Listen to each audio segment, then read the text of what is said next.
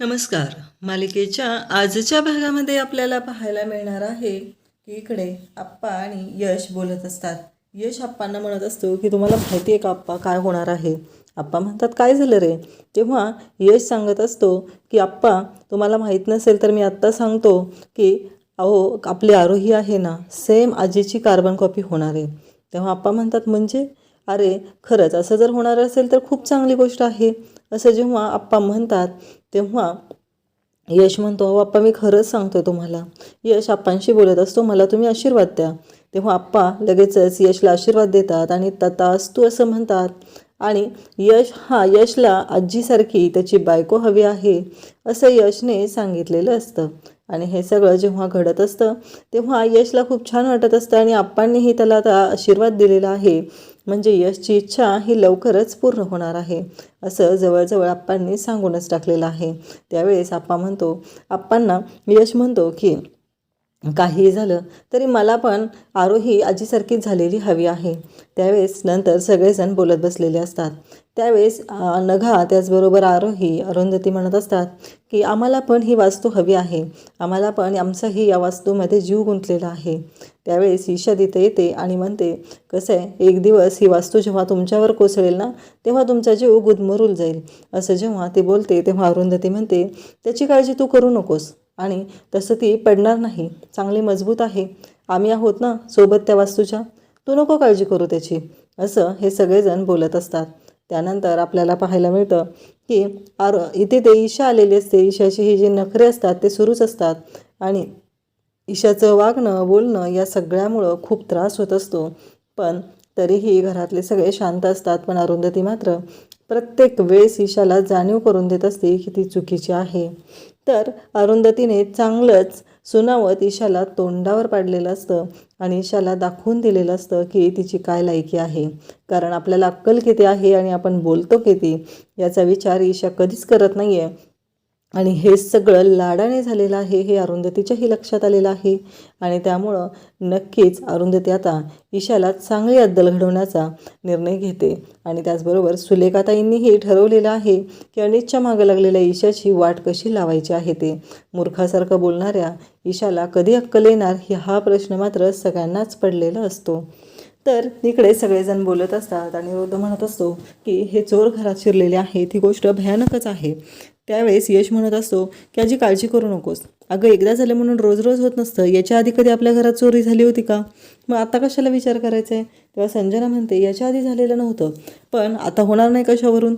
त्यावेळेस इकडे कांचन पण म्हणू लागते अरे बरोबर आहे ती बोलते ती बरोबर आहे. कारण एकतर आम्ही दोघंच घरी असतो त्याचबरोबर जानकी आमच्यासोबत असते. जर काय झालं तर काय करणार आहे? तेव्हा आरोही म्हणते की आजी काळजी करू नका मी आहे ना तुमच्यासोबत. मग अनघा पण म्हणते ज्या दिवशी आरोही घरी नसेल त्यावेळेस मी सुट्टी घेऊन थांबेल. आजी काळजी करायची काहीच गरज नाही आहे. सगळेजण बोलत असतात आणि संजना मात्र भीती घालायचा प्रयत्न करत असते आणि ही गोष्ट मात्र यशच्या लक्षात येते. यश लगेचच संजनाला म्हणतो की तू त्यांना भीती घालू नकोस कारण मी या सगळ्या गोष्टींची पूर्णपणे काळजी घेतलेली आहे आणि काय करायचं काय नाही हे सगळं मी ठरवलेलं आहे. त्यामुळं तू मध्ये बोलू नकोस असं डायरेक्टली तो संजनाला सांगत असतो. तिला म्हणत असतो की तुझ्यामुळं जर तुला वाटत असेल की यांनी सगळ्यांनी घाबरून राहावं पण ते अजिबात होणार नाही. काहीही झालं तरी मी आता उद्याच घराच्या बाहेर CCTV कॅमेरे बसवून घेणार आहे. इकडे अरुंधती मात्र आता सुलेखाताईंना भेटायला आलेली असते. सुलेखाताई अरुंधतीला समजवत असतात अगं तू पार्टनरशिप तोडायची गरज काय होती? सगळं व्यवस्थित झालं होतं ना मग का तू पार्टनरशिप तोडली? असं सुलेखाताई म्हणत असतात. आणि जे घडलेलं होतं त्याच्यामध्ये तुझी चूक काय होती? तेव्हा अरुंधती म्हणते की तुम्हाला माहिती आहे ना सुलेखाताई त्या संजनाचा स्वभाव कसा आहे. ती प्रत्येक वेळेस मला त्रास द्यायचा प्रयत्न करत असते आणि मग हे सगळं होतं. त्यापेक्षा मी असा विचार केला की तिच्यामुळं जर आणि तिकडे मिहीरला त्रास झाला तर मला हे शक्य होणार नाही. कारण ती त्रास देणार आणि बघितलं ना रेस्टॉरंटसारख्या गोष्टींमध्ये एकदा जर बदनामी झाली तर खूप अवघड होतं. त्यापेक्षा आपणच काळजी घेतलेली बरी. आणि माझं जे चालू आहे ते व्यवस्थित आहे. सुलेखाताई म्हणतात ठीक आहे मग आता तुझे गाण्याचे क्लासेस सुरू ठेवशील ना? तेव्हा अरुंधती म्हणते की हो माझे गाण्याचे क्लासेस मी सुरू ठेवणार आहे त्यामुळे काहीच प्रॉब्लेम नाही आहे. तेवढ्यात नितीन तिथे येतो आणि आल्या अरुंधतीला म्हणतो की आता म्युझिक स्कूलचं काय करायचं माहिती आहे ना? तेव्हा सुलेखाताई म्हणतात अरे काय चाललं आहे तुझं? आलायस तू तिला हाय बाय काहीतरी बोल. का डायरेक्ट तिच्यावर कामांचा भडीमार करतो. आणि लगेचच मग नितीन अरुंधतीशी बोलू लागतो. तिला म्हणतो की खरंच खूप छान वाटतंय ना, मग सगळ्या गोष्टी ह्या व्यवस्थितच होणार आहेत आणि कोणत्याही गोष्टींची काळजी करायची काहीच गरज नाही, असं सगळं बोललं जात असतं. त्याचबरोबर आपल्याला इकडे पाहायला मिळतं की शुभांगी तिथे येते आणि शुभांगीचं असं म्हणणं असतं की काहीही झालं तरी मला आता कळतच नाही आहे की काय करायचं आहे. म्हणजे नवरा कसा आहे माहिती आहे ना, मग तो ऐकणारच नाही आहे कोर्टात. आणि मग सुलेखाताई म्हणत असतात की तू काळजी करू नकोस, मी आहे ना, सगळं व्यवस्थित होईल, तुला अजिबात काळजी करायची गरज नाही, असं सुलेखाताई तिला समजून सांगत असतात. त्यावेळेस मात्र शुभांगी रडतच असते. शुभांगी म्हणत असते की सगळं मान्य मला, पण माझा नवरा कसं आहे माहिती आहे ना, मग तो कोर्टात काहीतरी वेडंवाकडं करेल, मला त्रास होईल त्या गोष्टीचा. तेव्हा सुलेखाताई म्हणतात की अगं तू अजिबात त्रास करून घेऊ नको, सगळं व्यवस्थित होणार आहे, तुझा माझ्यावर विश्वास आहे ना, आपण स्ट्रॉंग आहोत ना, आपली बाजू स्ट्रॉंग आहे ना, घर तुझ्या हक्काचं आहे आणि तो तुला जर राहू देत नसेल तर अगं आपण बोलूया. आणि मग तिला सुलेखाताई सांगतात की तू बाहेर थांब, आपण नंतर थोड्या वेळाने बोलूया. मग अरुंधती म्हणते की काय सुलेखाताई, तुम्ही आत्ता सुरू केलीस वकिली सुरू केली पुन्हा? तेव्हा सुलेखाताई म्हणतात की हो, अगं वेळच जात नव्हता ना. आणि मग अरुंधती म्हणते की हो, आशुतोषची खूप इच्छा होती ना तुम्ही वकिली करावी आणि खरंच आशुतोषला खूपच बरं वाटत असेल. तेव्हा सुलेखाताई म्हणतात हो ना गं, मलाही वेळ जात नव्हता आणि आशूची ही इच्छाही मला पूर्ण करायची होती, त्यासाठीच मी पुन्हा वकिली सुरू केलेली आहे, असं सुलेखाताई सांगू लागतात. त्यानंतर मात्र आपल्याला पाहायला मिळतं की नितीन सर्वजण तिथं असतात आणि ते म्हणत असतात की काही झालं तरी मावशी मात्र कोर्टामध्ये धमाकाच करत असणार आहे.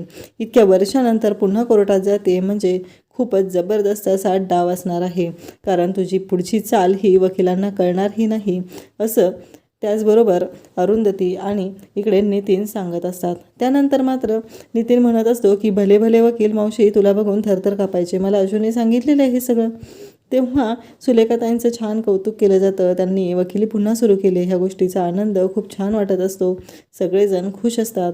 आणि इकडे अरुंधती पण म्हणते की तुमच्या या पुढील वाटचालीसाठी खूप खूप शुभेच्छा, असं म्हणत अरुंधती पण इकडे सुलेखाताईंना शुभेच्छा देते. त्यानंतर आपल्याला पाहायला मिळतं की आज कोर्टात अनिश आणि त्याचबरोबर ईशा यांच्या डिवोर्सची तारीख असते आणि त्यांच्या डिवोर्सच्या तारखेच्या वेळी तिथे आता काउन्सिलिंग सांगितलेलं असतं. तेव्हा ईशा म्हणत असते की मला काही काउन्सिलिंग वगैरे करायचं नाही आणि मला तुझ्याबरोबर राहायचंच नाही आहे, हा माझा निर्णय फायनल झालेला आहे. तेव्हा मात्र इकडे अनिश म्हणत असतो तुला काउन्सिलिंग नको होतं तर मग तू तिथे समोर का सांगितलं नाही, आत्ता तू सांगत आहे ना तुला काउन्सिलिंग नको आहे ते, मग तिथं वकिलांच्या समोर का सांगितलं नाही आहे.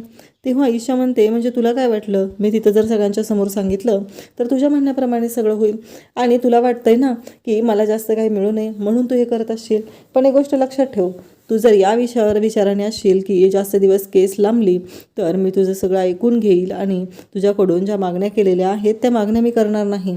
तेव्हा अनिश म्हणतो की ही गोष्ट लक्षात ठेव, ते माझं काहीच नाही आहे, ते चाचूच आहे. त्यावेळेस ईशा म्हणते की ते तुझ्याच नावावर होणार आहे ना. तेव्हा तो म्हणतो की ते आजीकडे आता सध्या आणि मी त्यातलं काहीच नाही आहे घेत. तर इकडे ईशाचं म्हणणं असतं की आईनं त्या सगळ्या प्रॉपर्टीवरचा हक्क सोडलेला आहे, त्यामुळं ती प्रॉपर्टी तुझ्याच नावावर होणार आहे. परंतु इकडे अनिश म्हणत असतो की नाही, काही झालं तरी ती प्रॉपर्टी माझी नाही आहे, त्यामुळं मी त्याच्यावर अधिकार गाजवू शकत नाही. पण मूर्ख ईशाला अजिबात अक्कल नसते आणि ती वेगवेगळ्या मागण्या करत असते. इकडे आपल्याला पाहायला मिळतं अनिरुद्ध म्हणत असतो की अगं संजना, मला कळत नाही आहे, याच्या आधी कधी चोरी झालेली नाही आहे, पण हे सगळं काय होतं आहे. तेव्हा संजना म्हणते की अरे तू जास्त विचार करतोयस, एवढा जास्त विचार करू नकोस, काही नाही होणार. आणि तुला माहिती आहे ना, ती बिल्डर लोक काही करू शकतात, त्याच्यामुळं आपल्यालाच विचार करावा लागणार आहे आणि जोपर्यंत हे घर बिल्डरच्या ताब्यात जात नाही तोपर्यंत खूप अवघड होणार आहे, असं सगळं संजना त्याला समजवत असते. आणि त्याच वेळेस ती म्हणत असते की पण ह्या गोष्टीचा फायदाच होणार आहे ना, यामुळं आप्पा लवकरच हे घर बिल्डरच्या ताब्यात द्यायला तयार होतील, उलट तू पण आप्पांना जाऊन धमकव की काहीतरी होऊ शकतं म्हणून. तेव्हा अनिरुद्ध म्हणतो अगं काय बोलतेस तू, हे मी आप्पांना जाऊन काय धमकवू, असं अनिरुद्धचं म्हणणं असतं. पण इकडे संजना मात्र ऐकायला तयार नसते. त्यावेळेस अनिरुद्ध मात्र शांतच राहतो. तर अनिरुद्ध बाहेर जातो आणि संजना लगेचच बिल्डरला फोन करते आणि म्हणते की तुमचा तो माणूस आहे ना, त्याला सांगितलं ना दुसरीकडे जायला, कारण घरातून पोलीस कंप्लेंट केलेली आहे, तो सापडला तर अवघड होईल. आणि आणखी एक गोष्ट, आता आपल्यामध्ये जे काही चालू आहे ना त्याबद्दल माझ्या मिस्टरांना काही सांगू नका, त्यांना ते नाही आवडणार. आपल्याला जर हा बंगला लवकरात लवकर रिडेव्हलपमेंटसाठी घ्यायचा असेल तर आपल्याला हे सगळं करावंच लागेल. आणखी एकदा धमकावं लागेल त्यांना, त्याशिवाय त्यांनाही कळणार नाही. असं सगळं संजनाचं सुरू असतं. इकडे नितीन आणि सुलेखाताई बोलत असतात. नितीन म्हणत असतो की मावशी, उद्या कोर्टात मी येणार आहे तुझ्याबरोबर, कारण मी ऐकलं आहे की त्या शुभांगीचा नवरा जो आहे ना तो खूपच डेंजर आहे. तेव्हा सुलेखाताई म्हणतात असू दे ना, याच्यापेक्षा डेंजर माणसं मी बघितलेली आहेत, एवढं काय त्याच्यामध्ये. तेव्हा नितीन म्हणत असतो की अगं मावशी, पण मी येतो ना कोर्टात, आत्ताची गोष्ट वेगळी आहे, मान्य आहे मला. याच्या आधी जेव्हा तू या सगळ्या गोष्टी करत होते, मॅनेज करत होती, तेव्हा तू तरुण होतीस. आता जरा वयाच्या मानाने थकलेली आहेस, त्यामुळे मी सोबत असलं तर काय होतं आहे. तेव्हा सुलेखाताई म्हणतात म्हणजे तुला काय म्हणायचं आहे, मला काही जमणार नाही. तेव्हा नितीन म्हणतो तसं नाही गं मावशी, पण तुझ्या लक्षात येते का मला काय म्हणायचं आहे ते, असं म्हणत नितीन बोलत असतो. तेव्हा सुलेखाताई म्हणतात हो बोल, आणि तो ये कोर्टात, कारण तुला माझी केस ऐकायची आहे ना. चालेल ये, काहीच हरकत नाही आहे. तेवढ्यात अनिश तिथे येतो. अनिश इतका हळवा झालेला असतो. तेव्हा सुलेखाताईंना धक्का बसतो. सुलेखाताई म्हणतात काय झालं रे. तेव्हा अनिश रडू लागतो. मग सुलेखाताईंचं असं म्हणणं असतं की काय झालं आहे मला नक्कीच सांग बरं तू. आणि हे जेव्हा लगेचच अनिश सुलेखाताईंना मिठी मारतो आणि तो रडायला सुरुवात करतो. तेव्हा सुलेखाताई म्हणतात काय झालं. तेव्हा अनिश म्हणतो की आज कोर्टात तारीख होती. आणि मग इकडे नितीनला पण आठवतं की आज त्यांच्या डिवोर्सची तारीख होती. त्यावेळेस काय झालं असं सुलेखाताई विचारतात.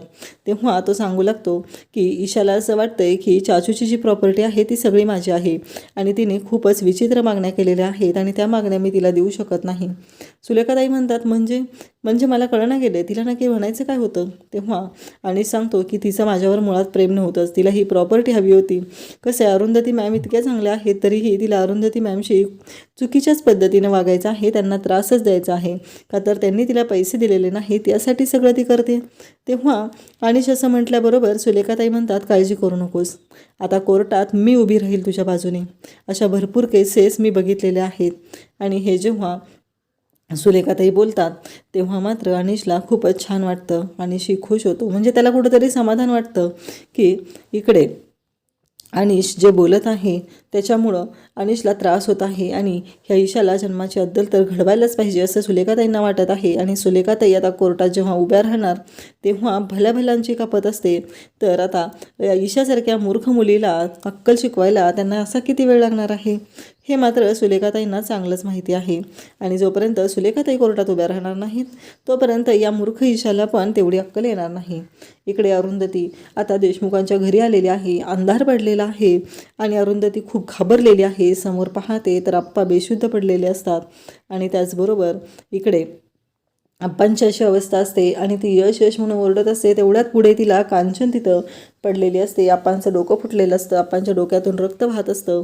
आणि हे सगळं जेव्हा घडत असतं तेव्हा इकडे अरुंधतीला खूप मोठा धक्का बसलेला असतो. अरुंधतीला कळत नसतं की हे सगळं काय झालेलं आहे, म्हणून अरुंधती ही घाबरलेली असते. आणि त्याचवेळी आपल्याला पाहायला मिळतं ती धाडकन उठते आणि यश तिथे येतो. यश म्हणतो आई काय झालं काय झालं असं म्हणत यश अरुंधतीला विचारू लागतो. तेव्हा मात्र यशला आईला म्हणतो की काही काळजी करू नकोस, मी आहे ना, आत्ता हो की तर मी माझी प्रॅक्टिस आहे म्हणून आलेलो आहे, काही होणार नाही आहे. आपण पोलिसांत कंप्लेंट केलेली आहे ना, आणि हे सगळं कोण करते हे आपल्याला चांगलंच माहिती आहे, त्यामुळं काळजी करायची काहीच गरज नाही असं यश अरुंधतीला समजून सांगत असतो. अरुंधती पण थोडीशी घाबरलेली असते. तिला कळत नसतं की नक्की काय निर्णय घ्यायचा आहे, नक्की काय करायचं आहे. परंतु यश मात्र म्हणत असतो की आई काळजी करायची काही गरज नाही आहे, मी आहे ना असं म्हणत यश आधार देत असतो. उद्याच्या भागामध्ये आपल्याला पाहायला मिळणार आहे यश आप्पांना सांगत असतो की आरोही आहे ना ती आजीची कार्बन कॉपी होणार, तुम्ही मला आशीर्वाद द्या. तेव्हा आप्पा म्हणतात मलाही छान वाटेल जेव्हा आरोही कांचनसारखी झालेली असेल, म्हणून आप्पा तथास्तु म्हणतात आणि यशला आशीर्वाद देतात. त्यानंतर आपल्याला पाहायला मिळतं की इकडे सर्वजण बोलत बसलेले असतात. आरोही, अनघा, अरुंधती आणि कांचन थोडी घाबरलेली असते. तिला वाईट वाटत असतं की या घराचं काय होणार आहे हा प्रश्न तिला पडलेला असतो. तेव्हा मात्र इकडे अरुंधती, आरोही, अनघा म्हणतात की या वास्तूमध्ये आमचाही जीव अडकलेला आहे. तेव्हा ईशा तिथे येते आणि म्हणत असते की पण ही वास्तूच जर तुमच्यावर कोसळली तर, असं बोलत असते, आणि तुमचा गुंतलेला जीव या वास्तूमध्येच असाच अडकून राहिला आणि तुम्ही गुदमरलात तर. तेव्हा अरुंधती तिला म्हणते काळजी करू नकोस, भरपूर मजबूत आहे ही वास्तू, काही होणार नाही आहे तिला, असं म्हणत अरुंधतीने ईशाला चांगलंच धमकावलेलं असतं. अशाच अपडेटसाठी चॅनलला सबस्क्राईब करा. थँक्यू.